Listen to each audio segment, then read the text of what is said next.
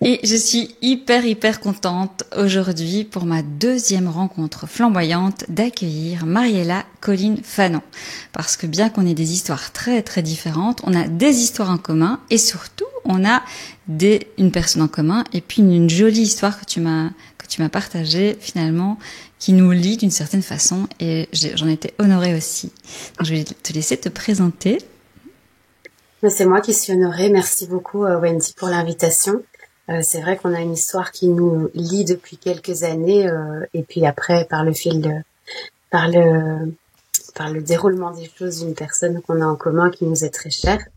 Donc, je suis née Mariela au Guatemala il y a 37 ans maintenant, et je suis devenue belge et je porte le prénom de Colline en Belgique depuis 1987. Donc voilà, je suis auteure, j'ai écrit un livre. Et je suis également présidente de la fondation Racines Perdues, Raíces Perdidas. Et on en parlera, j'imagine, un peu après. Oui, alors moi j'ai lu ton livre. En fait, il faut le dire pour ceux qui nous écoutent, on s'est envoyé nos livres sans savoir qu'un jour je ferais ces rencontres flamboyantes. Donc j'avais déjà lu ton livre et tu as lu mon livre. Donc ça va être aussi tout son sens qu'on puisse faire cette rencontre. Moi j'ai adoré ton livre. Maman, je ne suis pas morte. Il y a beaucoup de gens qui doivent connaître ton livre aujourd'hui. T'as une histoire incroyable et quel bonheur d'ailleurs que tu aies pu avoir ce parcours parce que tu portes non seulement des valeurs mais un message tellement important de par ton histoire. Mais ça aurait pu se limiter à ton histoire, à ta reconstruction personnelle. Non, tu as eu envie de défendre d'autres personnes pour que ça ne se reproduise plus, défendre ceux qui ont subi ça. Donc je te trouve vraiment, je t'admire pour tout ça. Donc, est-ce que tu veux commencer par quoi? Est-ce que tu as envie je te laisse, je te suis. Comment est né ton livre? Comment est née l'idée ouais, comment est né un jour tu t'es dit tiens, parce que moi quand j'écris le livre, c'est un ping-pong, on n'est pas dans une interview, donc c'est vraiment, j'ai envie que les gens puissent savoir que là je suis pas en train d'interviewer Mariella Colline Fanon, non, j'ai envie qu'on puisse être dans un ping-pong, un échange, une vraie rencontre. Comment est né ce livre? Et en fait, non. D'abord, tu sais quoi? Pourquoi? Comment ça se fait qu'on se connaît? Ça peut être sympa de commencer par là. Eh ben, moi, je t'ai découvert. J'avais entendu une bribe de chanson à la radio et j'avais adoré. Et puis le même jour, le soir même, je regardais la RTBF pour ne pas la citer et je t'ai vu apparaître à l'écran et j'ai reconnu les tonalités parce que moi, je joue aussi un peu, je fais du piano, donc j'ai l'oreille un petit peu musicale et tout de suite j'ai été alertée par le son de la télé. Et j'ai poussé le son, je t'ai vu apparaître, donc c'est là que je t'ai vu la première fois, et je t'ai entendu chanter ta chanson qui s'appelle Mon pays. Et j'ai fondu en larmes. D'ailleurs, de te le dire, je suis encore vraiment super émue, parce que c'est vraiment une chanson qui est venue vraiment me percuter très fort. Alors certes, on ne parle pas forcément des mêmes choses, mais je pense que voilà, toi en tant que chanteuse, évidemment, tu livres ton message, mais qu'il est perçu par chaque personne, par chaque auditeur de manière différente. Et moi, c'est vraiment venu se coller à mon histoire d'être née dans un pays en guerre, d'être éloignée de son pays. À l'époque, je connaissais pas les raisons, mais en tout cas, ça faisait vraiment sens. Et dans cette parole où tu dis mon pays, je me sens arrachée en fait. Je me sens arrachée à mon pays, lui qui m'aimait. Et finalement, avec maintenant l'histoire que je connais, ça prend encore plus tout son sens. Et puis cette chanson avec laquelle j'ai grandi, et puis c'était déjà quelques années. Et un jour, je crois que j'ai publié ta chanson sur Facebook, je pense. Et ma cousine a réagi en me disant, mais tu sais, Wendy, en fait, c'est une de mes amies. Et là, je dis, mais c'est carrément fou, la vie est complètement folle. Et puis, on s'est croisés sans se connaître. Et moi, je pense que j'étais trop timide que pour oser en parler à son mariage, où tu étais présente et où tu as chanté d'ailleurs.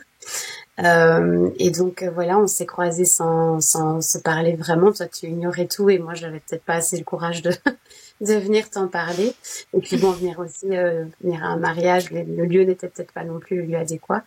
Et puis on a effectivement Mais cette personne en commun qui est Marine pour la citer, qui est juste une femme exceptionnelle et qui est une des premières personnes que j'ai rencontrées en arrivant en Belgique. Incroyable. Marine, oui, c'est vrai que j'ai fait mes études de psychologie avec elle et j'ai pas vraiment découvert la psychologie systémique parce que je la connaissais au travers de mon papa, maintenant que tu connais au travers de mon livre, Mhm. mais j'ai vraiment, je me suis passionnée pour la psychologie systémique avec Marine. On a découvert ça ensemble et on a fait pas mal de. Mais c'est drôle, c'est quel dommage que tu m'aies pas parlé au mariage. J'aurais adoré connaître ton histoire et en fait à ce moment-là, tu ne connaissais pas encore véritablement ton histoire. Donc quand tu as entendu la chanson Mon pays. Euh, Mon pays m'adorait. En exil à jamais, tu savais que tu étais une enfant adoptée, mais tu ne connaissais pas, tu ne savais pas que tu avais été arrachée à ta famille. Donc peut-être que, ouais, que ces mots résonnaient dans une partie de toi, dans ton inconscient, quelque chose qui résonnait. Après, pour la petite histoire Mon pays, c'est un texte qui est pas de moi, mais c'est un des rares. Moi, j'aime beaucoup écrire mes textes, mais Arthur de la Taille, c'est un auteur qui arrive à se mettre à la. On a des conversations, on s'est rencontrés, c'est une amitié. Musicale et quand je parle avec lui, je parle de mes histoires familiales, beaucoup d'exil dans ma famille, etc. aussi. Ça a résonné dans sa propre histoire à lui et du coup il m'a sorti un texte que j'avais l'impression d'avoir écrit par rapport à mon histoire familiale, mais en même temps comme tu dis, qui a été sans doute que chacun peut s'approprier selon son histoire. Et donc toi tu ne savais pas à ce moment-là que tu avais été arrachée à ta famille. Non, non, non, je savais que j'avais été adoptée, j'avais l'histoire que mes parents belges m'avaient transmise, qu'ils étaient venus me chercher au Guatemala. Ma mère avait eu le soin de construire un album photo, donc j'avais quand même pas mal d'informations et pas mal de souvenirs finalement, mais qu'on m'a construit. Et l'histoire s'arrêtait à ça. Et donc je comprenais même pas pourquoi au final autant la tonalité de ta voix que les textes que la mélodie, tout ça venait me percuter, mais vraiment à un point que encore maintenant je l'écoute, j'en pleure. Donc je trouve que c'est vraiment quelque chose qui a été un déclencheur quelque part aussi de cette quête identitaire, de savoir qui on est, de quand on dit mon pays, ben surtout dans le cadre de l'adoption, ben quel pays, quelle maison, quel côté.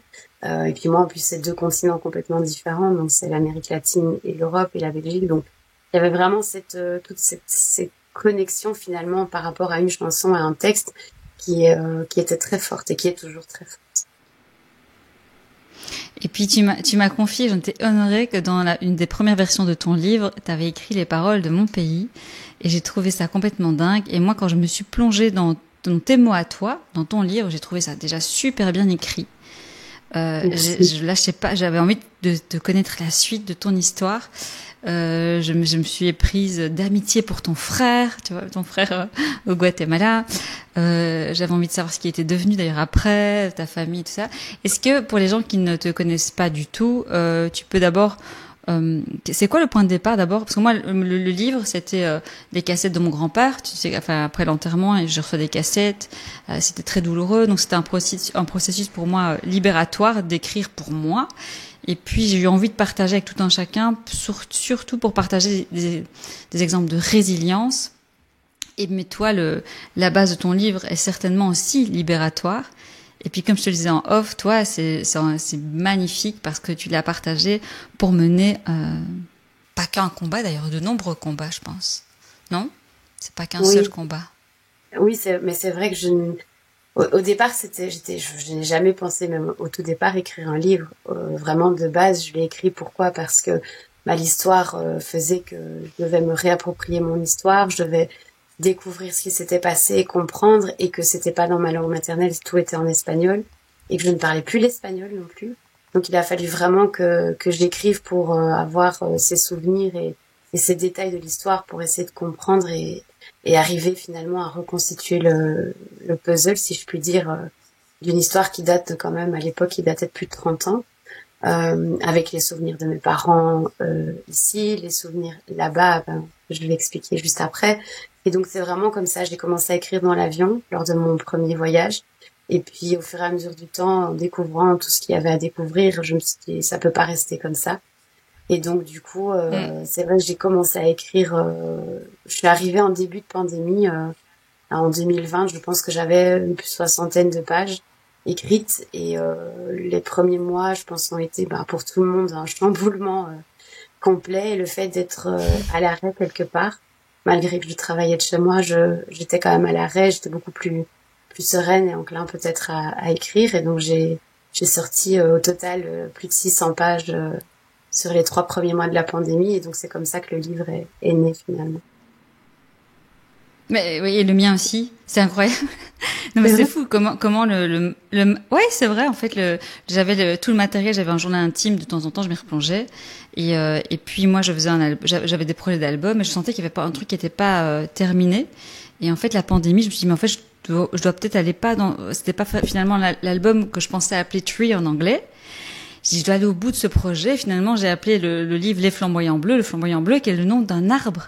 Et du coup, après Jacaranda, on a le double album qui est le nom d'un arbre, où je pensais d'abord écrire un album qui s'appelait Tree. Et c'est vrai qu'il y a des choses qui sont en nous, d'un point de vue artistique, ou qui doivent à un moment sortir, où on comprend le puzzle, comme tu dis, après, en l'écrivant ou en le sortant. Et je trouve ça. Mais ton histoire est magnifique. C'est un jour, toi, donc est-ce que tu sais nous raconter comment tu retrouves ta maman un jour, biologique, parce que tu as 2 mamans, sur Internet?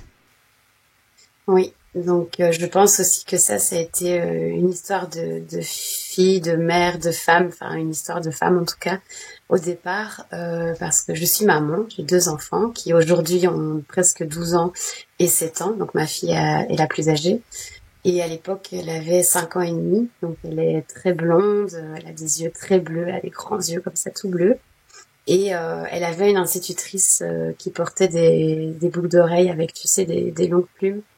Et l'institutrice disait simplement, je suis une indienne, une indigène. Et ma fille, du haut de ses 5 ans, lui a dit non, c'est pas vrai, toi t'es pas une indigène, mais ma maman c'est une indigène. Alors que je suis pas du tout indigène, mais pour ma fille, la représentation d'enfant du haut de ses 5 ans qu'elle avait, c'était ma maman vient d'Amérique latine, elle a les cheveux noirs, elle est typée comme les indiennes, et donc ma maman est une indigène. Mais je suis absolument pas indigène, bien que j'en aurais été honorée, mais je ne suis pas du tout indigène. Au Guatemala, c'est très important de faire la distinction parce qu'il y a énormément comment dire, il y a une culture et une identité culturelle très forte. Et aucune communauté, donc il y a 4 grosses communautés, aucune communauté ne supporte que les autres s'approprient leur art finalement ou leurs origines. Donc c'est vrai que c'est quelque chose auquel on doit faire très attention. C'est quoi les communautés Pardon, tu sais oui. m'expliquer les communautés parce que ça va m'enrichir moi d'apprendre.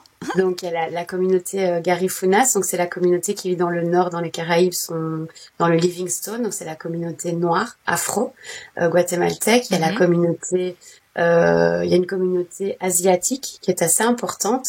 Il y a eu tout un mouvement de population pendant des années. Et donc, c'est vrai qu'il y a un métissage. Il y a des traits aussi qu'on retrouve. Il y a le côté pacifique, mais il y a aussi ce côté, on le voit dans les traits des gens. D'ailleurs, parfois, les gens nous demandent, pas à tous, mais à certains Guatémaltèques, quand tu n'es pas d'origine des Philippines ou quelque chose comme ça, parce qu'il y a des restes, il y a des choses comme ça qui peuvent être perceptibles. Ensuite, il y a la communauté indigène. Et là, donc, on reprend 27 communautés, 27 ethnies avec 27 langues différentes. Donc, on appelle ça les langues Maya. Et c'est très important de le préciser parce que ce ne sont pas des dialectes, ce sont bien des langues reconnues. Avec les plus connues. 27. Oui, les gens ne se rendent pas compte qu'en fait, au Guatemala, oui, il y a l'espagnol qui est la langue nationale, mais dans le pays, il y a 27 dialectes. Et donc, c'est très important aussi de respecter ces cultures qui ont été souvent brimées, maltraitées, même victimes dans le génocide. Et la raison aussi du pourquoi moi je suis ici, c'est aussi finalement une partie de leur histoire et une des conséquences de leur histoire à eux. Et la dernière communauté, c'est les Ladinos. Et donc, c'est là moi je suis originaire. C'est-à-dire souvent il y a des ancêtres mayas, mais on reste un métissage quand même relatif. Et donc moi je viens du côté de ma maman de la côte, donc comme on dit en espagnol le costeña, et du côté de mon papa je suis de la frontière salvadorienne, et donc la moitié de la famille de mon père vient du Salvador. Voilà, tout le mapping, on peut dire ça comme ça. Ouais. Mais c'est important parce que les gens ne se rendent pas toujours compte à quel point c'est important quand on met les pieds dans un pays ou qu'on ouvre le livre d'un pays, de pouvoir en mesurer chaque ethnie, chaque communauté, comme dans tout pays, je pense a le droit à se reconnaître, à avoir son identité propre. Et donc c'est vrai que même moi, du haut des 5 ans de ma fille, je devais lui expliquer que je n'étais absolument pas indigène, de ce que je savais. Et au fur et à mesure de l'histoire, de lui apprendre aussi que elle ne l'était pas non plus de moitié. et que on était finalement Ladina. Et donc c'est comme ça que cette première question est apparue en disant mais maman, c'est qui ta maman en fait? Et c'est très dur en tant que mère de se retrouver face à son enfant et de pas avoir de réponse. Donc j'ai essayé de lui expliquer comme je le pouvais avec des mots à moi en lui disant écoute je vais chercher en fait, je vais essayer de te donner des réponses mais je ne te promets rien. Donc du coup de là j'ai ressorti mon dossier d'adoption, ce que je pensais être un dossier d'adoption qui se révélera être finalement totalement faux, de tant par la forme que par le contenu. Donc j'ai commencé par taper simplement les noms des personnes intervenantes de mon dossier sur Internet. Et j'ai découvert un article de presse qui a une enquête en fait qui a été faite par un journaliste franco-hondurien qui s'appelle Sébastien Escalon et qui avait écrit pour un média local, un média d'investigation qui s'appelle Plaza Publica au Guatemala, un article il avait enquêté en fait sur le trafic d'enfants. Et le nom de cette personne, donc qui s'appelle Ofelia de Gamas, qui était la personne qui avait géré mon dossier au Guatemala, ressortait dans son article.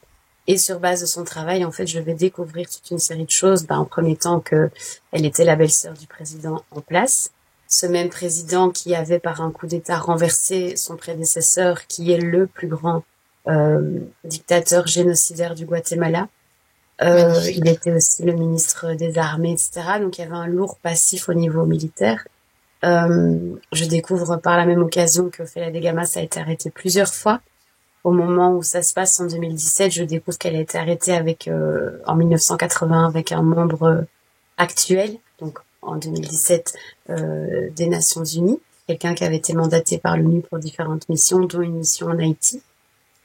Et je découvre au fur et à mesure que il y a plus que des suspicions, il y a vraiment une investigation fondée avec des éléments de preuve, avec une recherche et un travail qui finalement sera le point de départ pour moi et pour tellement d'autres personnes.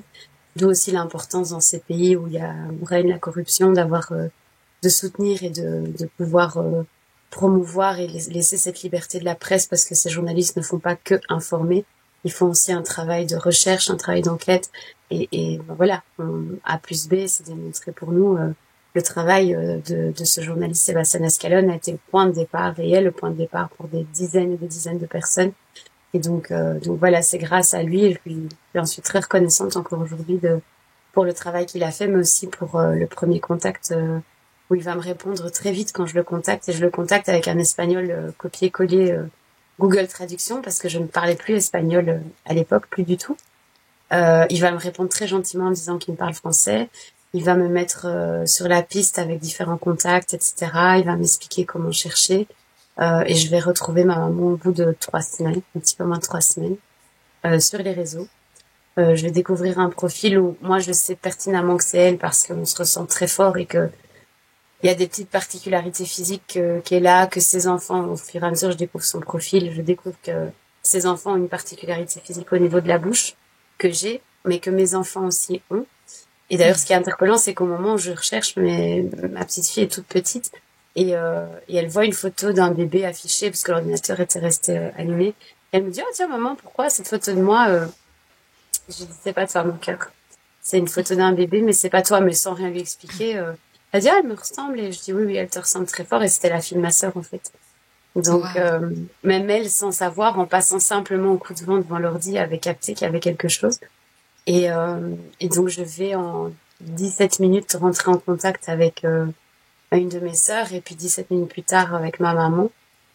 Et comme je le dis souvent et je le répète toujours, c'est pas le plus beau moment de ma vie, enfin c'est pas le plus beau moment de la sienne non plus, mais moi pour ma mère, elle avait enterré un enfant en 1986, le 7 novembre 1986 exactement, où justement elle faisait référence à cet enfant sur son profil Facebook chaque année, et où je l'ai pu découvrir aussi par cet intermédiaire ma famille finalement, et ses enfants qui commentaient, sa famille qui la soutenait dans finalement cette mémoire et ce deuil qu'elle continuait de porter.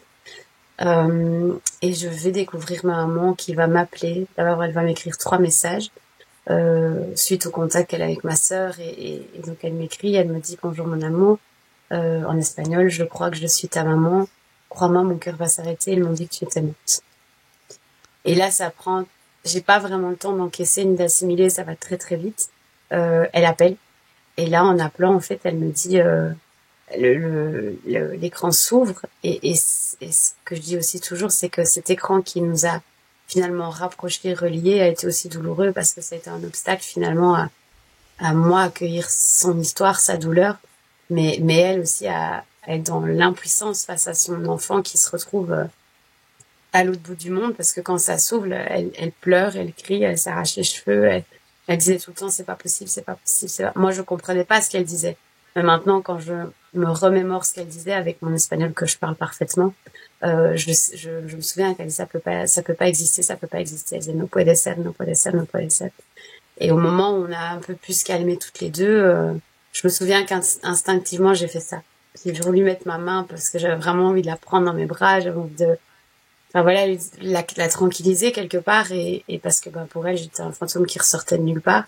Et moi c'était ma maman et ça qui est aussi très perturbant, c'est que je l'ai aimée tout de suite. Je l'avais jamais vue, mais je l'aimais très très très fort. Et de pouvoir lui dire ça, enfin dans mon espagnol très basique, de pouvoir lui dire tout va bien en fait, ça va aller, je sais pas comment ça va aller mais ça va aller. Et de là où elle me pose très vite la question, elle me dit t'es où? Et je dois lui dire directement que je suis plus au Guatemala, parce qu'elle me dit au départ t'es dans quelle ville? Lui dire non, je suis plus au Guatemala, je suis en Belgique. Et ma mère, c'est où la Belgique? Hyper abstrait. Et donc lui dire c'est en Europe, c'est à côté de la France. Et là, de nouveau, repleure, recrie, mais en gros, c'est, dit platement et vulgairement, c'est qu'est-ce que tu fous là-bas, quoi? Tu n'as rien à faire. Ah oui. Qu'est-ce qui s'est passé? Je ne comprends pas. Et donc, ça, le sentiment d'impuissance pour elle, l'impuissance de pas t'avoir pu te protéger, le sentiment de culpabilité qu'elle a dû ressentir alors qu'elle n'était pas coupable de rien, mais ça a dû être un bouleversement d'émotions chez toi, chez elle. Et je te disais en off, finalement, toi, toutes ces émotions, t'en as fait un livre, tu mènes des combats. Elle, toutes ces émotions, j'imagine qu'elle te soutient dans tout ce que tu entreprends aujourd'hui. Elle a pu transformer le mal en bien. J'aime bien parler de ça, parce que mon livre, c'est vraiment ça, le mal en bien. Oui, c'est ce que j'allais dire. Ça se rejoint tellement avec ton écriture et finalement ton histoire. Et dans les histoires de résilience aussi, de pouvoir arriver à un moment à accepter une situation, parce que la fatalité, on n'y peut rien. On peut pas, moi je dis toujours, même s'il y a de la résilience, moi je peux pas pardonner. Donc il y a une phrase en espagnol qui est un peu militante au Guatemala, mais qui se dit toujours ni olvido ni perdón, donc pas d'oubli, pas de pardon. Je pense que ça fait référence aussi à la justice qui est semi-inexistante là-bas. Mais oui, d'avoir son soutien, en tout cas son approbation de base, parce que au début je comptais pas écrire un livre, au début j'avais même pas de plan. En fait, le plan c'est qu'il y avait pas de plan, et de très vite me rendre compte que de tout ça, en fait, il va falloir en faire quelque chose. Au départ, moi j'étais plus penchée sur l'aspect légal et justice, et puis au fur et à mesure des choses, de voir le nombre de victimes aussi, de me dire que finalement il y a eu un certain écho à mon histoire. La presse, elle fait son travail. Certains le font très bien, d'autres le font moins bien. Mais moi, généralement, j'ai quand même été entourée de beaucoup de bienveillance de la part des journalistes. Parce que c'est vrai que c'est pas une histoire courante, c'est pas une histoire commune. Et donc, fatalement, ça intéresse. Heureusement. Oui. Mais malgré tout, il y en a quand même eu beaucoup. Et donc, j'ai eu cette extrême chance d'être aussi entourée de bonnes personnes. Et d'avoir, je pense, les bonnes personnes au bon moment. Est-ce que tu penses pas, et je comprends ce que tu dis, pas de pardon, pas d'oubli. Est-ce que tu penses pas et j'en ai parlé en off avec toi d'ailleurs, tu penses pas que la notion de pardon, c'est parce qu'elle était beaucoup galvaudée, parce que on associait le pardon pour l'autre, pour oublier, alors que, moi dans ma vision du pardon, c'est un acte finalement pour soi, de se libérer soi, et c'est pas parce qu'on se libère soi que l'autre on oublie, qu'on déresponsabilise, qu'on minimise, et c'est pas pour ça non plus qu'on est libre, tu vois, il y a tout un processus où c'est important de travailler sur soi, de se libérer des blessures.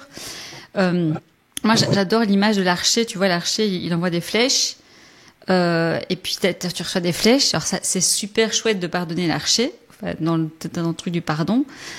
Mais toi, t'as reçu des flèches, t'as mal, puis il faut enlever les flèches, il faut désinfecter. Tu comprends la différence? Et je pense que c'est vrai que la notion du pardon a été beaucoup galvaudée comme ça, il faut pardonner, puis c'est le passé, et on déresponsabilise, on oublie, on étouffe, on ne parle plus. Tu vois ce que je veux dire dans la tradition aussi peut-être catholique, chrétienne en général?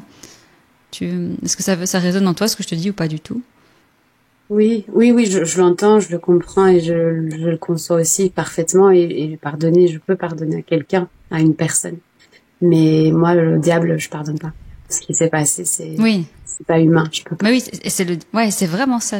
Moi, je trouve que c'est très juste ce que tu dis. Le diable, c'est le mal, puissance. On peut pas, mais surtout, on doit se mettre en mode, on peut pas se laisser faire face au mal. On doit se mettre en mode combat. Et tu t'es mise en mode combat. Et ça fait partie de ce qui est, qui est libérateur et qui fait qu'on peut pas guérir, mais dépasser, changer le mal en bien. Et puis, commencer dans ce processus de changement pour soi aussi, puis pour les autres. Tu t'es mis en mode guerrière, et je crois que c'était la meilleure chose à faire pour toi, et puis pour le monde et pour les autres. Tu t'es mis en mode guerrière. Qu'est-ce qui est ressorti? Qu'est-ce qui est ressorti de ton mode guerrière? C'est Racines perdues. Moi, c'est comme ça que je le vois. Racines perdues, c'est une association? C'est juste ce que je dis ou pas? C'est une association. C'est une fondation maintenant.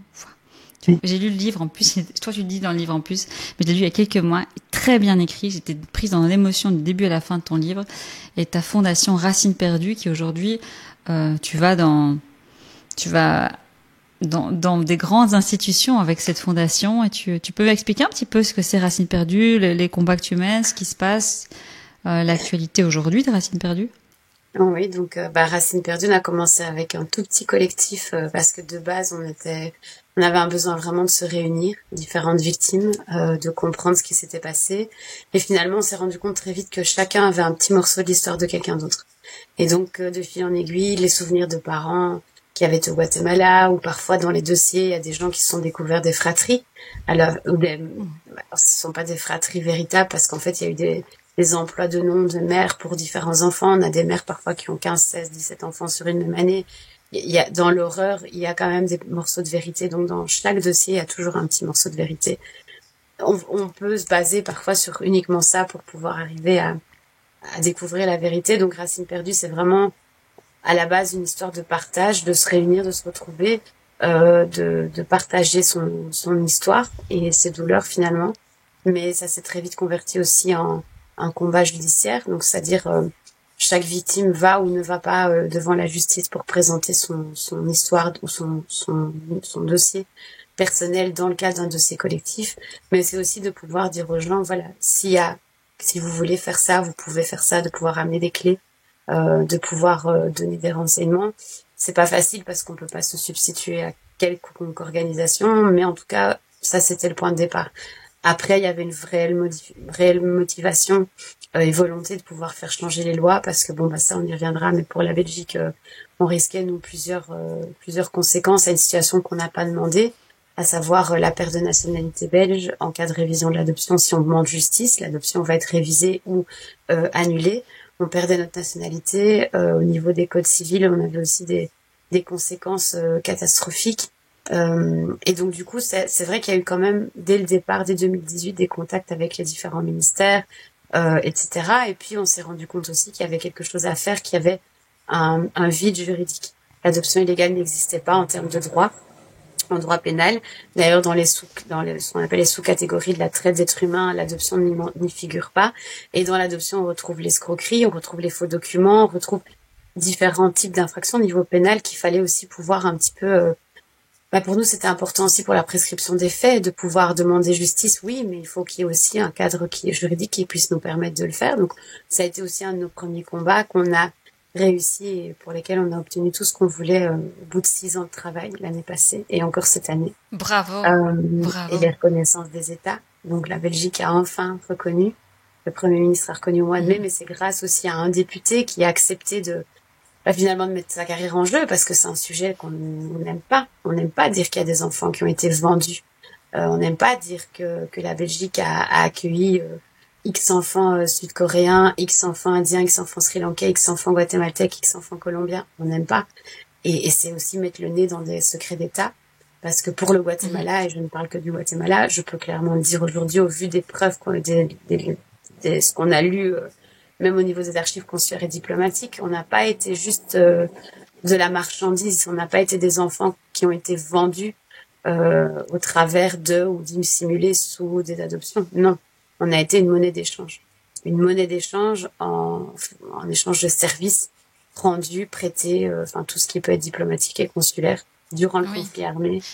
Et donc c'est quelque chose qui, voilà, ce combat-là, ça a été alimenté de pouvoir avoir ces reconnaissances-là. Donc on est parti devant les Nations Unies pour demander que ce crime soit reconnu comme crime contre l'humanité, avec cette finalité in fine de levée de prescription et de pouvoir au niveau juridique aussi imposer à la Belgique, qui a signé les conventions de l'ONU, de respecter finalement les décisions des comités. Et puis au Guatemala, on a tout ce travail aussi de fond, de demande de reconnaissance avec la commission présidentielle. Donc il y avait vraiment ce besoin de reconnaissance pour représenter les victimes. Non. Ce qui est pas facile, parce qu'il faut que tu expliques au Guatemala, je veux dire, explique un peu la situation politique au Guatemala et combien des fois tu prends des risques, combien ton frère a pris un risque, et tu le racontes dans le livre aussi. Il y a un contexte, je veux dire, tu es une guerrière dans le sens où tu as du courage de prendre des positions dans un pays où il y a un tabou, on peut pas, c'est comme en Belgique, mais non, c'est pas du tout comme en Belgique. Il y a un contexte quand même qui est, il y a un danger parce qu'il y a tu vas l'expliquer beaucoup mieux que moi. Oui, mais après c'est tout. Tout a toujours été réfléchi. Je vais pas dire calculé, mais tout a toujours été réfléchi. Il y a encore des choses qu'on sait aujourd'hui qu'on ne dit pas, justement pour se protéger. On sait que dans les personnes corrompues qui ont participé à ces adoptions illégales, certains ont des liens très très très étroits avec la Belgique et la France et parlent parfaitement le français comme toi et moi. Donc c'est vraiment quelque chose qui auquel on doit faire attention. Après, je pense que la chance que j'ai... Mon frère a pris des risques avant, dans le sens où il a voulu m'apporter les pièces de mon dossier judiciaire. Ça, on n'a pas de preuves. On n'a pas de preuves de ça. C'est très compliqué parce que on se rend compte que oui, il est considéré aujourd'hui comme prisonnier politique dans le sens où il a défendu les droits humains pour les adoptions illégales, mais de base, il s'est pas converti en militant. Il a juste été arrêté avec des papiers qu'il avait été chercher. Enfin, juste, on se comprend. Injustice totale, ouais. Et donc là, la justice, c'est qu'il n'y a pas de justice, donc il n'a pas eu de procès. Les policiers qui étaient censés témoigner contre lui, soi-disant, ne sont jamais présentés au tribunal. Ils ont été appelés, les audiences ont été reportées, n'ont jamais été. Il a été condamné à une peine maximum alors qu'il n'y avait aucun élément dans le dossier. Il faut quand même savoir que mon frère s'est fait tirer dessus, que sa famille a été menacée. Tu l'as dit dans le livre. Moi, quand j'ai lu ça donc Maman, je ne suis pas morte, ton livre, quand j'ai lu ça sur ton frère, je m'étais attachée à ton frère dans ton histoire et forcément, je voulais savoir où en est qu'est-ce qu'il a fait aujourd'hui, ton frère, est-ce que tu peux porter sa cause aussi aujourd'hui, est-ce qu'il va bien? Il va pas très bien. Sa santé, sa situation de santé compliquée. Maintenant, lui m'a toujours dit ne t'arrête jamais.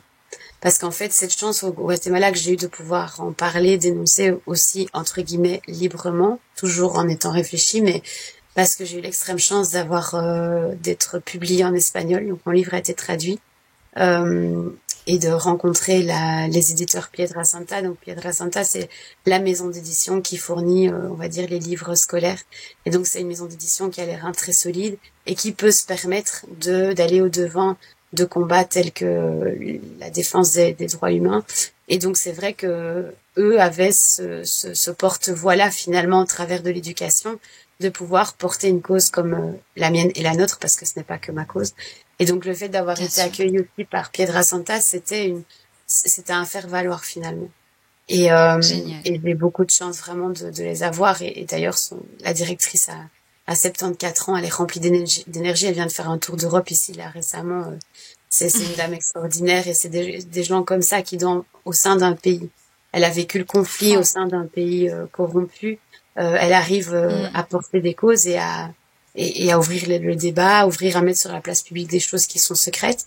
Et donc je pense que le livre, justement, le fait qu'il était traduit, ça m'a ouvert beaucoup de portes, dans un premier temps pour dénoncer, parce qu'il a été vraiment pris comme ça, ce qui aussi est considéré plus comme du témoignage là-bas, est considéré comme dénonciation, parce qu'il y avait, avec référence évidemment, le travail de certains journalistes, etc., quelques années en arrière, mais il y avait aussi mon travail finalement, et le travail d'autres personnes qui m'ont aidé, de pouvoir faire des liens là où il y en avait pas et de comprendre. Et donc je pense que ça aussi au Guatemala, le fait de revenir, de parler l'espagnol parce que je l'ai réappris très très vite, de réapprendre la langue et d'arriver avec aussi un bagage juridique, chacun a le sien, mais moi c'était ma grande force, c'était d'avoir ce bagage-là. Ben, c'est qu'on m'a prise au sérieux, on nous a pris au sérieux, et de revenir avec Racines Perdues, de revenir avec, parce que Racines Perdues c'est belge, oui, mais on a une équipe au Canada, on a une équipe en France, on a une équipe qui travaille plus un peu pour l'anglais au niveau européen, mais on a une équipe aussi au Guatemala. Et donc finalement de tous être ensemble au Guatemala, de se retrouver là, c'est de pouvoir aussi représenter des dizaines et des centaines de personnes à qui finalement, soit n'ont pas leur histoire en main pour dénoncer, soit n'ont pas peut-être la force nécessaire pour pouvoir se relever. Et nous, cette force, cette tristesse qu'on a transformée, cette force de notre histoire, oui, on les a rendues publiques parce qu'on savait qu'on était obligé de passer par là.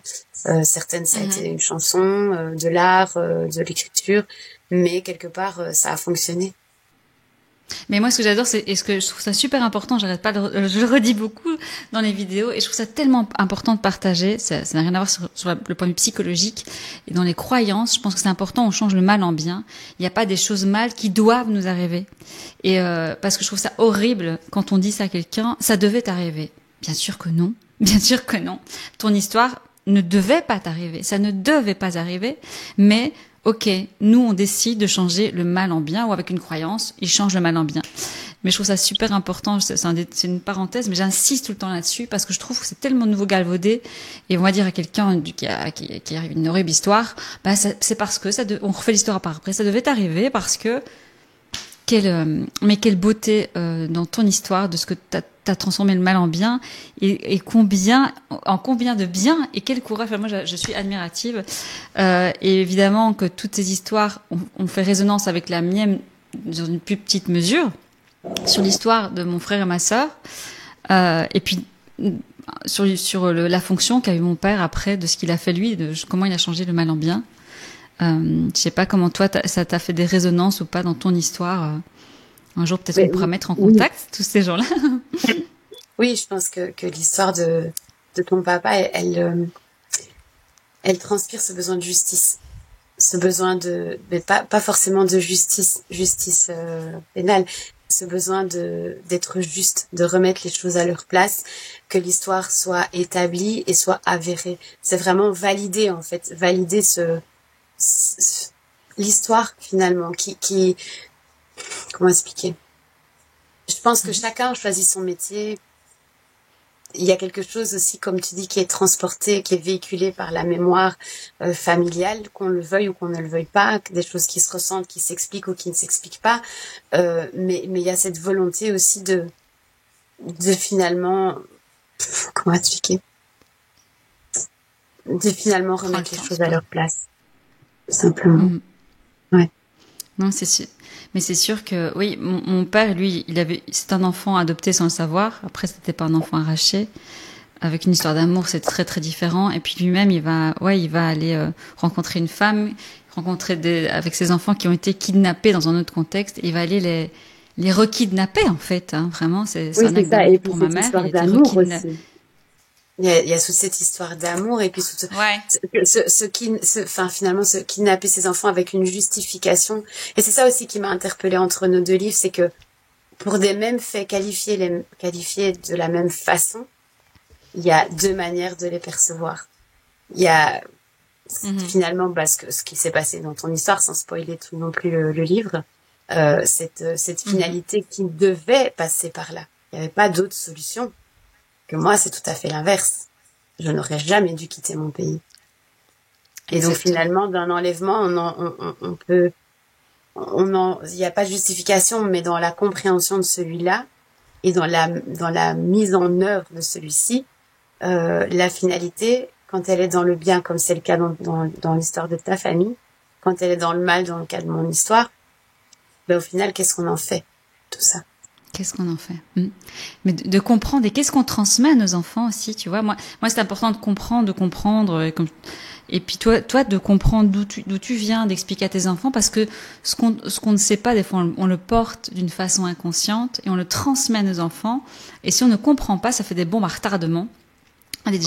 Qu'est-ce que tu donnerais comme conseil, toi, parce qu'il y a peut-être des gens qui nous écoutent, qui ont été adoptés eux-mêmes, qui ne connaissent pas leur histoire, qui sont blessés de cette histoire. Et toi, quel conseil tu donnerais ou comment ils savent pas comment transmettre ça à leurs enfants, comment leur en parler. Moi, c'était des sujets aussi tabous. J'ai levé des tabous, mais il y avait de nombreux tabous dans ma famille, même sur le sujet du kidnapping de mon frère et de ma sœur.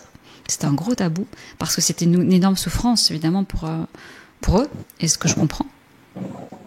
Dans un premier temps, je pense que ça doit vraiment... je trouve que l'adoption en soi, c'est souvent, et ce qui revient dans ce qu'on entend, mais ce que moi m'a toujours blessée, choquée, c'est de devoir donner légitimation à quelque chose qui ne devrait même pas exister. Savoir que sur ta carte d'identité ou ton passeport, tu es né à tel endroit, pourquoi tu es né là? En fait, j'ai pas envie d'expliquer mon histoire. Vaccin, tout ce qui est problèmes médicaux. Quand on dit face à un médecin ou une infirmière, je ne connais pas mes antécédents médicaux. Oui, mais enfin, vous devriez les savoir quand même, tout le monde les connaît, d'avoir ce côté moralisateur qui revient et de te dire, en fait, je ne veux pas te raconter mon histoire et c'est difficile parce que ça te renvoie chaque fois à finalement ce qui pour certains est juste une histoire et ce qui pour d'autres est une blessure. Pour moi, l'abandon a été clairement une blessure. Donc, je pense que c'est de là aussi pouvoir arriver être au clair avec son histoire. Une personne adoptée, si elle a envie de savoir, elle peut, mais elle ne doit pas. C'est pas une finalité en soi et c'est important que les gens prennent conscience aussi de se dire mais vous ne devez pas. Et toujours, s'ils le veulent, ça doit rester eux les moteurs. Nous, on fait, dans Racines perdues, c'est ce qu'on fait aussi essentiellement. C'est la recherche des familles au Guatemala. On réunit des familles, on retrouve les mères, on prend les tests, on prend les prélèvements ADN là-bas, on les impulse au niveau international, on prend les prélèvements ADN des personnes adoptées guatémaltèques qu'on ramène au Guatemala. Et donc, on ne travaille et on avance que avec la personne adoptée.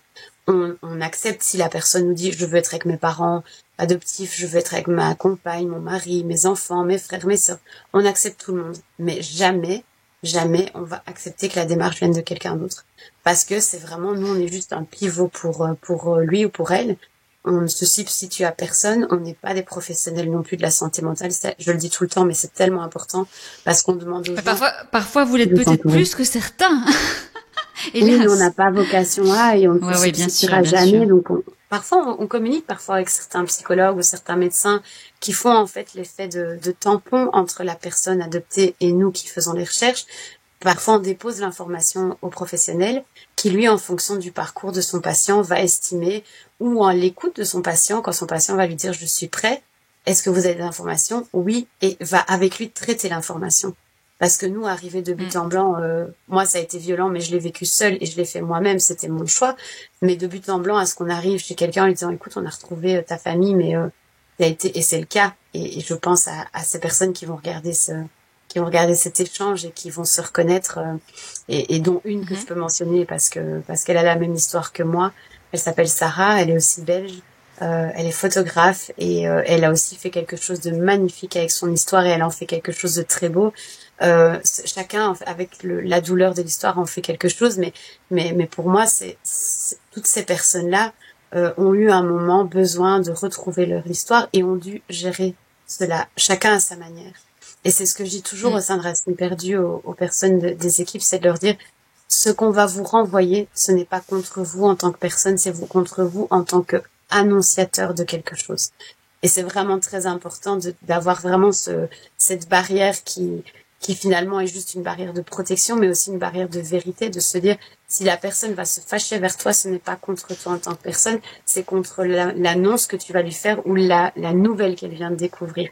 Ou à l'inverse, un excès de pleurs, un excès de sourire, un excès de familiarité parfois, c'est quelque chose, les personnes réagissent avec leurs émotions et débordent dans leurs émotions comme elles peuvent et comme chaque être humain est constitué. Donc c'est vraiment important pour nous aussi Racines perdues de se dire oui, on a ce militantisme, mais on a aussi et surtout ce côté humain et cet accompagnement qu'on fait bénévolement mais en rappelant toujours bien que ça doit être à n'importe quelle personne adoptée son histoire, sa volonté, son point de départ, et que à tout moment elle peut aussi arrêter.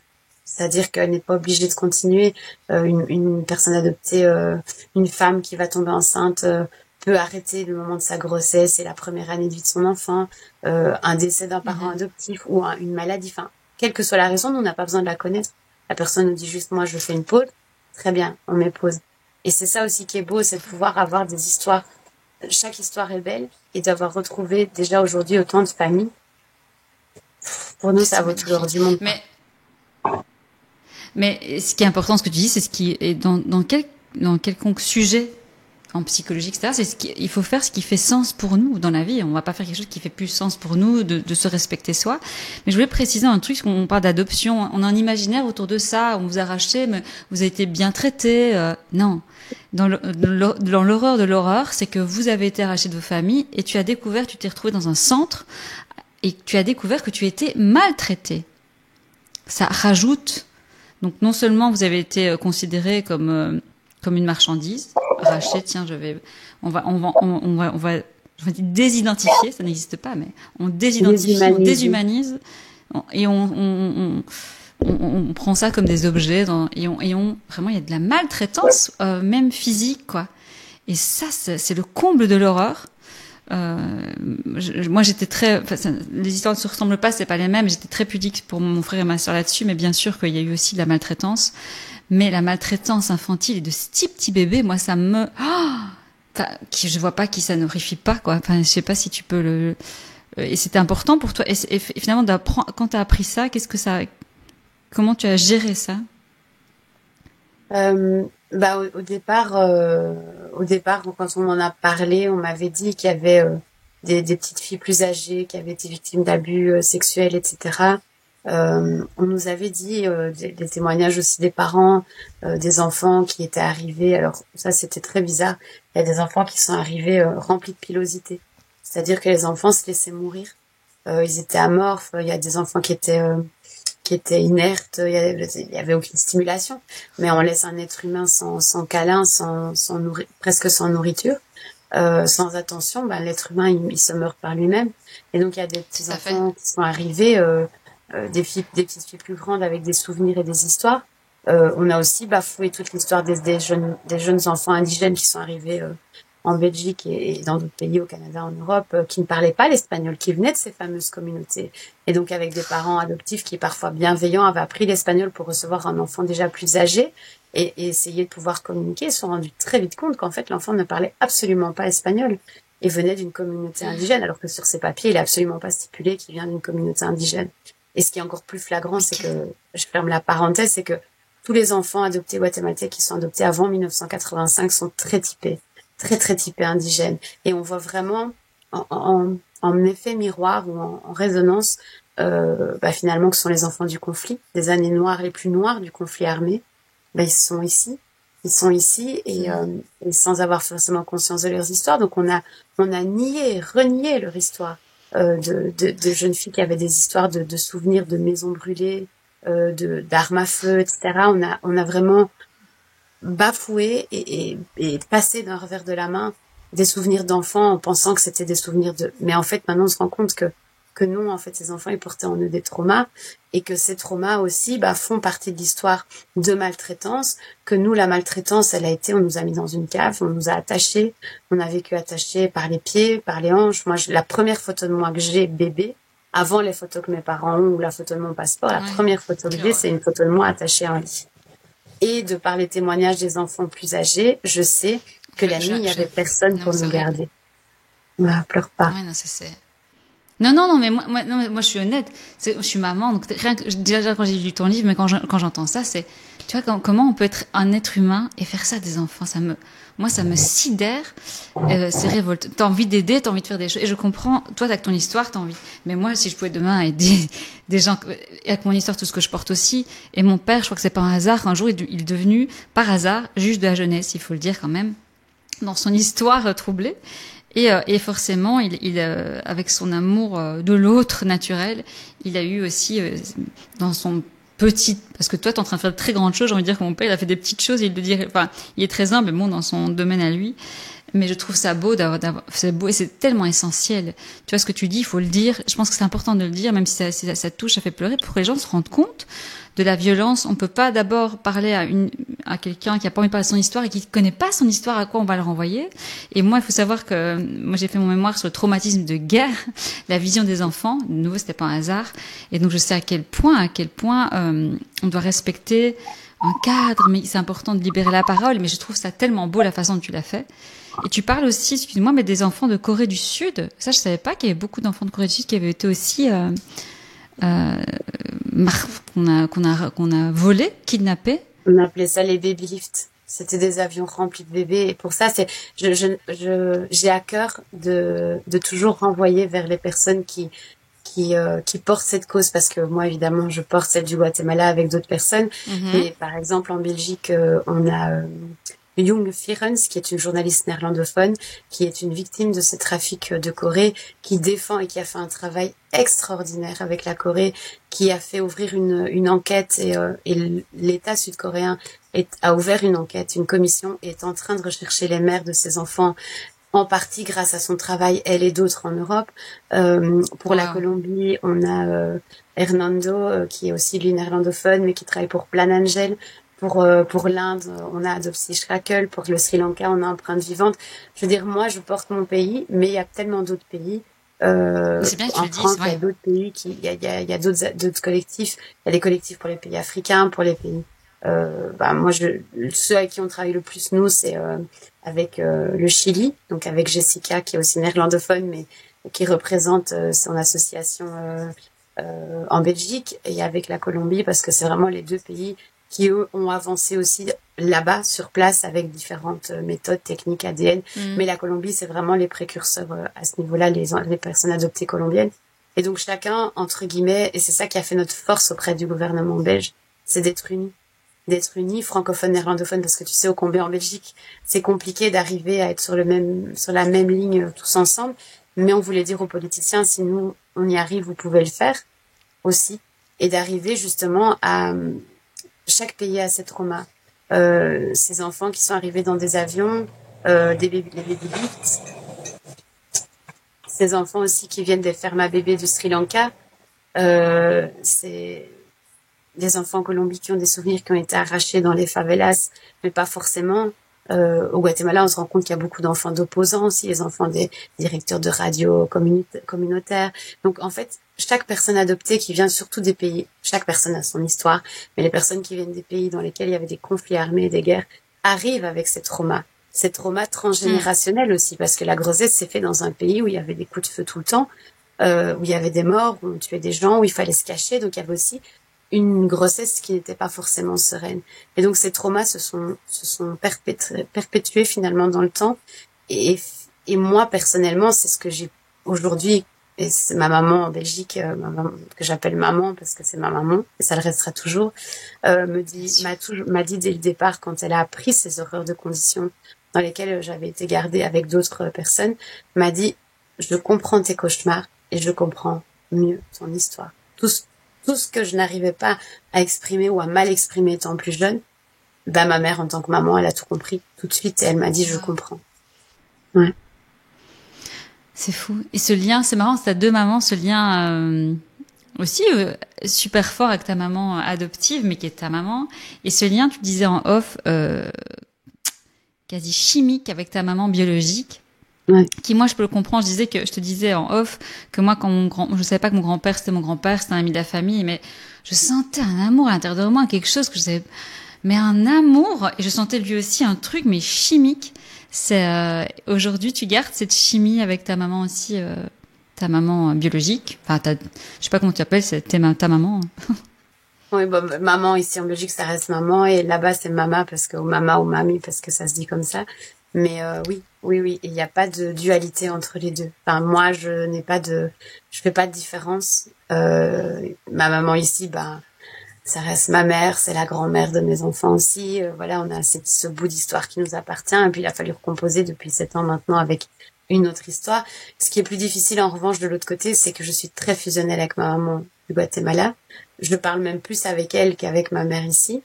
Mais elle a ces mots qu'elle emploie toujours et qu'elle dit ma fille, que ma mère ici en Belgique ne le dit pas.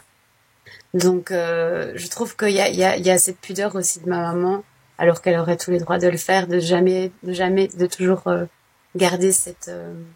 Ma mère, elle m'a toujours élevée avec cette beauté de la vision de la vie, en disant il y a une partie de ton histoire qui ne nous appartient pas, à ton père et moi, même si une histoire n'appartient à personne, mais qui t'appartient qu'à ta maman biologique et à toi. Et c'est quelque chose de beau d'arriver à bien distinguer chaque processus, chaque période de vie. Oui, il y a effectivement une année, 9 mois que j'ai vécu avec ma maman, 2 jours de vie, et puis il y a 1 an où j'ai vécu au Guatemala seule, sans personne, où là, c'est le néant et ça restera le néant toute ma vie. Et avec fatalement ces conditions, ces blessures, ces cicatrices, mon rein, enfin tout un tas de choses. Normalement, j'aurais pas dû survivre. C'est aussi pour ça que quand tu disais tout à l'heure, je fais référence à ça t'est arrivé, ça aurait dû t'arriver, il fallait que ça t'arrive. Non, en fait, je pense que non. On dit toujours en espagnol, on dit hay un propósito de vida. Il y a une proposition de la vie, qu'on soit croyant ou pas. Parfois, on dit une proposition de Dieu ou pas, mais il y a une proposition de la vie qui fait qu'on t'a mis sur ce chemin-là et qu'il n'y a pas de hasard. Et donc, les choses ont fait. Mais j'aurais pas dû survivre normalement. C'est ces conditions-là de vie. Cette fièvre que j'avais du premier jour de ma naissance jusqu'à ce quand j'ai rencontré mes parents. J'avais plus de 40 de fièvre. Enfin, je ne sais même pas comment j'ai survécu. Donc, je me dis, si j'ai survécu, c'est pour quelque chose. Ouais. Mais c'est sûr, mais tu nommes, et j'adore comme tu le nommes, le diable. C'est tellement ça, quoi. Mais si le diable existe, alors si on l'appelle Dieu, le bien doit exister aussi. Et c'est ça, moi, en soi, que je ne supporte pas quand on dit ça devait arriver, comme si quelque chose de bien pouvait créer du mal et l'horreur. Mais non, il y a du bien, il y a du mal. On peut quand même discerner, qu'on soit croyant ou pas, qu'il y a du bien et il y a du mal, et qu'après on peut changer le mal en bien, ou que le bien, comme dans les films de Disney, peut gagner, et que quelque chose nous guide, peu importe en quoi on croit, selon nos traditions, de là où on vient, notre chemin. Mais moi, c'est quelque chose de viscéral maintenant. Plus j'avance dans mon chemin à moi, plus j'ai envie de porter ça, dire non, je crois aussi, j'ai une croyance, j'ai une foi, mais jamais je ne dirai à quelqu'un ça devait arriver. C'était tellement pathologique, cette phrase. Oui, et je pense qu'il y a une très belle phrase en arabe. Alors, je m'excuse pour la prononciation parce que on me dit que je le dis bien, mais voilà, que j'aime beaucoup. Mais c'est les fetmet ou les fetmet. Ce qui est passé est mort et ce qui est mort est passé. Et c'est d'un point de vue philosophique, ça ouvre toutes les portes en fait de justement l'apaisement. Donc pas forcément le pardon, mais l'apaisement de pouvoir continuer à avancer malgré tout ce qui s'est passé. Mais après, ça dépend. Pour moi, j'arrive à dire pardon parce que derrière le pardon, je ne vois pas. J'efface, j'oublie, je déresponsabilise et je ne veux pas. J'ai essayé de changer cette notion de pardon en disant le pardon, c'est pour moi, mettre à distance pour moi. Et puis moi, j'ai un chemin où je dois guérir, je dois me libérer, et c'est super important parce que c'est vrai qu'il y a eu toute dans des croyances comme ça aussi où on pardonne, voilà, et la personne ne peut pas du coup se libérer, ne peut pas grandir, ne peut pas guérir en fait. Cette forme de pardon a empêché des gens de guérir au final. Ça, je comprends dans ce que tu dis. Oui, et ce qu'il y a aussi, c'est que nous, dans notre cas, les personnes qui ont procédé à nos adoptions sont toujours en place au pouvoir actuellement, et donc sont toujours dans des instances puissantes. Et donc, on est confronté en permanence, en fait, à ces personnes, qu'on le veuille ou non. Ce sont des élus politiques, ce sont des avocats, ce sont des juges, ce sont des notaires, ce sont des personnes influentes, ce sont des gens qui font partie de la haute société guatémaltèque. Donc, fatalement, encore maintenant, on doit lutter face à ces personnes-là, on n'a pas le choix. Et dans mon livre, je sais pas comment t'as vécu le fait que tout d'un coup, au départ, mon livre, je l'ai écrit très, pour moi, c'est un processus psychologique. C'est très dur. Le début de mon livre est très dur à lire parce que mon père Xavier au départ est coupé de ses émotions, il vit très très vite. Et puis finalement, qui choisit de devenir, la vie va faire qu'il devient un juge de la jeunesse pour montrer aussi que tous les magistrats sont pas tous corrompus, heureusement, et mauvais. De nouveau, est-ce que ça devait se passer comme ça? Je sais pas. En tout cas, lui a choisi de transformer toute son histoire et d'utiliser aussi son histoire finalement comme juge de la jeunesse. C'était un juge de la jeunesse très très dans Belgique, il y a des gens qui ont connu mon père. Si tu parles avec eux, tu vas voir qu'ils ont une vision de mon père un peu différente parfois des autres magistrats. Oui, mais je pense que c'est justement ça la force, la force et la beauté des choses, c'est au travers de finalement sa profession, mais ça peut être une profession ou en tout cas un chemin professionnalisant. Je sais pas si ça se dit, mais en tout cas, même si c'est dans le bénévolat, enfin de faire quelque chose dans ce qu'on est capable de faire et de modifier les codes, parce que c'est ce que ton père a fait, c'est de modifier la vision, modifier les codes et apporter un bout de son histoire pour pouvoir améliorer le paysage de la justice belge. Enfin, c'est pas rien. C'est pas rien. Oui, donc, c'est pas rien. Mais tu sais, lui, il voulait pas du tout faire dans le livre, il voulait pas du tout ni faire le droit, donc il était un peu forcé par le destin. Mais puis après, il était avocat, et puis il était du juge, et il s'embêtait. Il dit, mais je suis assis, c'est pas ce que je voulais faire, moi je veux bouger, je suis aventurier. Et du coup, ce poste de la jeunesse, il va l'adapter. Il va avoir l'opportunité de devenir juge de la jeunesse et d'adapter ce métier, et en fait de répondre véritablement aux besoins des jeunes et pas d'avoir face à soi un juge administratif. Face auquel parfois, hélas. Donc c'est de sa beauté, de la beauté de son action finalement, parce que ça démarre de son action, de sa contre-volonté à agir entre guillemets inconsciemment. Il y avait quelque chose qui était là, et moi j'ai adoré. Enfin, je vais pas spoiler ton livre encore une fois, mais moi j'ai vraiment adoré. Si tu peux. Je peux, merci. Mais de voir à quel point un être humain peut être puissant quand l'histoire est douloureuse, peut être fort de cette histoire et peut faire changer les choses à quelconque échelle qu'elle soit, que ce soit à l'échelle de son prochain, à l'échelle de la société, à l'échelle familiale, à l'échelle mondiale, à l'échelle d'un pays. Chacun a la possibilité et a les ressources pour le faire à partir du moment où il accepte et il a conscience que c'est possible de le faire. Mais il va pas se dire, je vais le faire, je voudrais faire ça. Non, mais je vais faire quelque chose. Et en faisant quelque chose, en fait, ce quelque chose devient très grand. Et finalement, regarde, la preuve en est. Quand les personnes qui peuvent parler de ton papa et dans le cadre professionnel, il y a beaucoup de choses à dire et c'est avec beaucoup de respect. Donc, c'est la preuve qu'il a fait ce qu'il avait à faire. Mais là, ce que j'adore, c'est ça dans le livre, c'est que là, tu viens de parler vraiment de toi. Et c'est ce que ta fille pourrait dire de toi. Comme moi, je parle de mon père, c'est ce que ta fille et tes enfants, à mon avis, diront de toi. Je sais pas, c'est encore petit et je refuse qu'elle lise le livre, donc ouais. C'est petit, non, moi je trouve ça très très grand déjà ce qui se passe. Ça va continuer de grandir, je pensais que c'est de plus en plus grand, de grandiose. Et j'ai envie de dire, qu'est-ce qu'on pourrait en venir à une conclusion flamboyante. Tu vois, les flamboyants bleus. Le flamboyant bleu, c'est un jacaranda. À Lisbonne, il y en a beaucoup. Et c'est un arbre qui vient d'Amérique du Sud, qui a été beaucoup exporté. Il y avait notamment aussi au Katanga, où mon père a grandi au Congo. Et il les a retrouvés à Lisbonne, le flamboyant bleu, le jacaranda, qui racontait son histoire. Est-ce qu'il y a des flamboyants bleus, tiens, au Guatemala, ou est-ce que tu connais cet arbre? Je pense pas. Je chercherai, je t'avoue, je ne savais pas. En fait, beaucoup du Brésil, je pense, ça dépend des régions. L'Amérique du Sud est très grande, évidemment, mais c'est un arbre qui vient d'Amérique du Sud, qui est exporté un peu partout, qui est si beau, qui rend Lisbonne, on dirait une ville aquarelle quand l'arbre avec ses fleurs bleu mauve comme ça. Enfin, j'adore. Mais est-ce que tu voudrais la conclusion flamboyante? Je pense que dans la vie, on peut choisir qui on veut devenir déjà. C'est les sujets de nos livres. Moi j'invite tout le monde à lire Maman je ne suis pas morte, parce que c'est bien écrit, on est dans l'émotion, on apprend de vivre un film. D'ailleurs j'ai hâte de voir un jour le film, le Maman je ne suis pas morte 2, si des choses après arrivent. J'invite tout le monde à lire ce livre, à l'offrir, à le partager. Et puis est-ce qu'on peut aider ta fondation Racines Perdues d'une façon ou d'une autre? Tiens, est-ce qu'il y a moyen, je pense si que quelqu'un déjà veut aider? le fait d'en parler, déjà simplement que les gens sachent que ça a existé, de comprendre peut-être aussi l'ampleur de ce que ça représente pour une personne qui est adoptée, qui n'est pas forcément au courant non plus de tous ces trafics, de l'ampleur que ça a, la recherche, la quête identitaire, de pouvoir accueillir ça avec bienveillance et de prendre la mesure aussi de l'amplitude de ce que ça représente pour elle, de pas être je pense que si même ne fût-ce que une infirmière ou un médecin écoute et qui va dire à ses collègues, oui, mais tu sais, nous, parfois, on a une réflexion un peu banale de dire, mais enfin, madame, vous devez nous apporter vos antécédents généraux, vos antécédents médicaux. Ben non, en fait, c'est pas toujours possible pour tout le monde. Il n'y a pas que l'adoption. Il y a plein de familles où c'est pas possible. Mais je veux dire, dans le cas de l'adoption, ça renvoie non seulement à l'adoption, à l'histoire, mais aussi, à toutes les blessures et ce que la personne adoptée porte.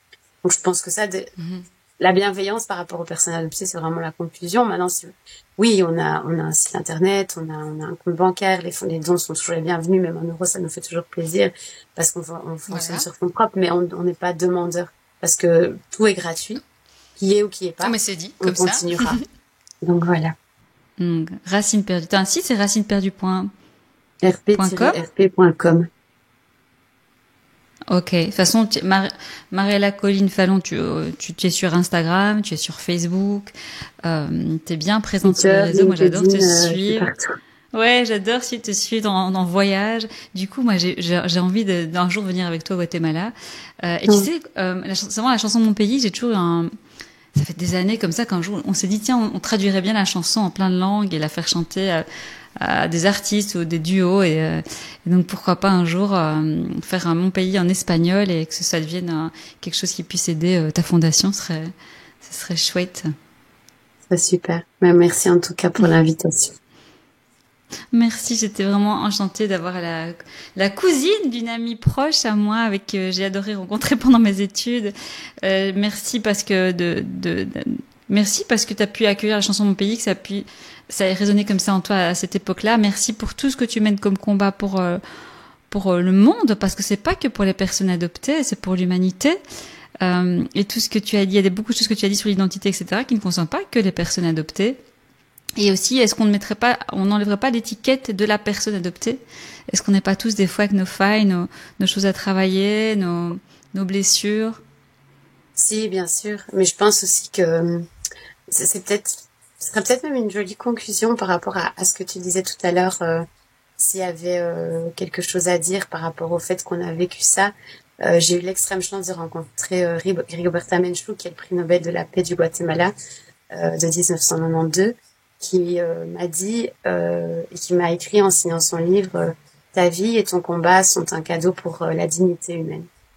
Et en fait, c'est pas que ça devait nous arriver, mais c'est qu'en faire quelque chose, et recevoir cette parole-là d'une tellement grande dame comme elle, mais finalement, ça a validé tout ce combat et tous ces sacrifices, parce qu'il y a beaucoup de sacrifices sur le côté, mais ça m'a aussi réchauffé le cœur et ça m'a mis comme un pansement tout chaud là et de me dire ok, voilà, maintenant c'est passé, effectivement. On est à la phase 2, 7 ans plus tard et il faut continuer parce qu'il y a encore tellement de familles qui recherchent et c'est pour ça qu'on se bat pour retrouver les mères avant qu'elles ne meurent parce que le temps passe et que on joue contre la montre.